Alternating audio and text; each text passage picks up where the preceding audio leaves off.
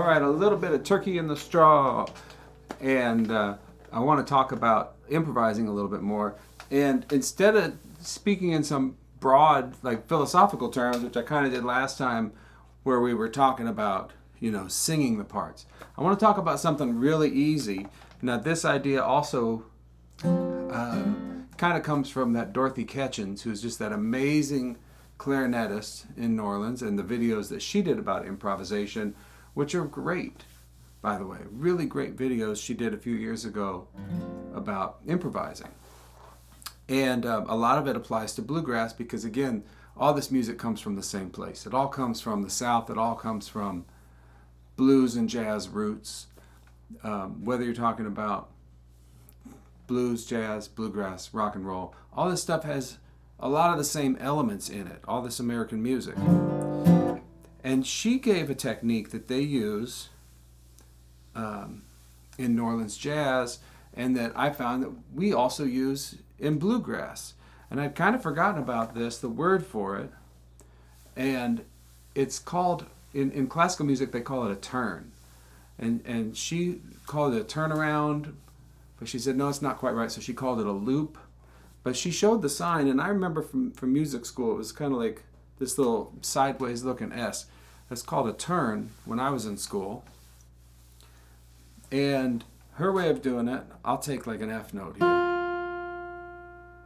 She went up, back to center, under, and ended on the center. And they do it a little different in classical music. Well, that's a way, that's doing a lot standing still. That's an F note. You didn't go anywhere with it. And I find I do it a lot going down first, back to center, and then up and back to center. Well, let's say I had a scale, and I'm talking mixolydian right now, so G mixolydian. G mixolydian. And I'm covering up a G chord, and the song has a mixolydian flavor to it, okay? Whatever song this is, maybe that's Salt Creek or Red Haired Boy or something like that, a mixolydian type song. And I can go up and down a scale. But you can't cover a lot of ground with that, right? Just run it up and down a scale. Well, here's something I can do. Okay. Now I'll run down the scale.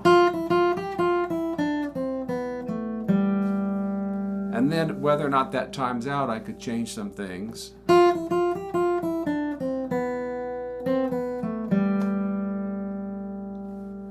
Now, let me try that on different chord tones. So here's the 1, 2, 3, 4, 5, 6, 7. So I'm concerned about the first, the third, the fifth, and the seventh.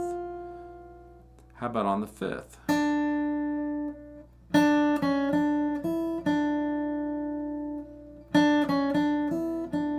How about on the third? Go down, back to the note, up, and back down. How about on the root?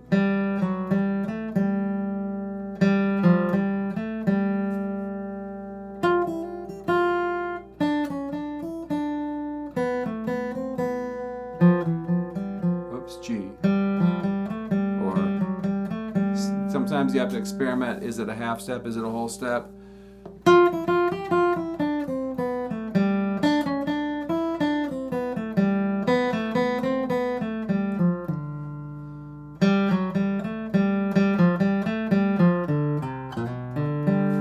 So all of a sudden we get a little bit more interesting line. Now I want to show you a song this is used in. Let's take, do it in D now, okay? St. Anne's Reel.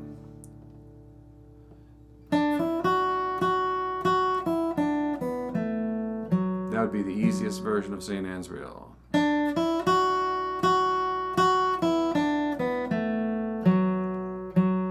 What if I put that turn on that note?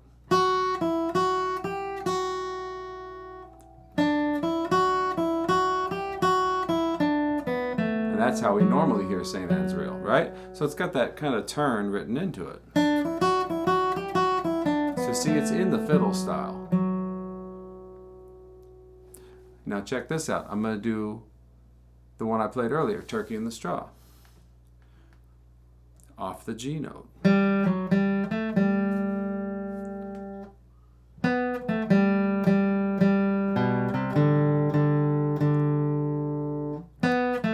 There's that turn.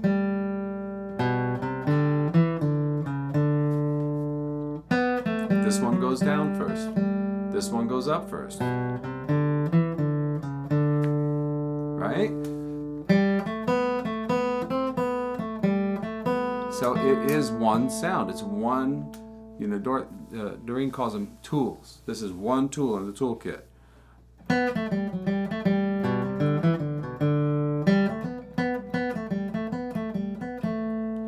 But it's one tool, and so you learn a tool and you can use that tool. Okay?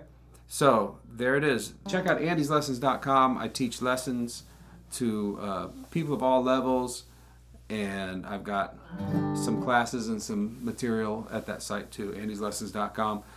Let's finish out with a little bit more Turkey in the Straw.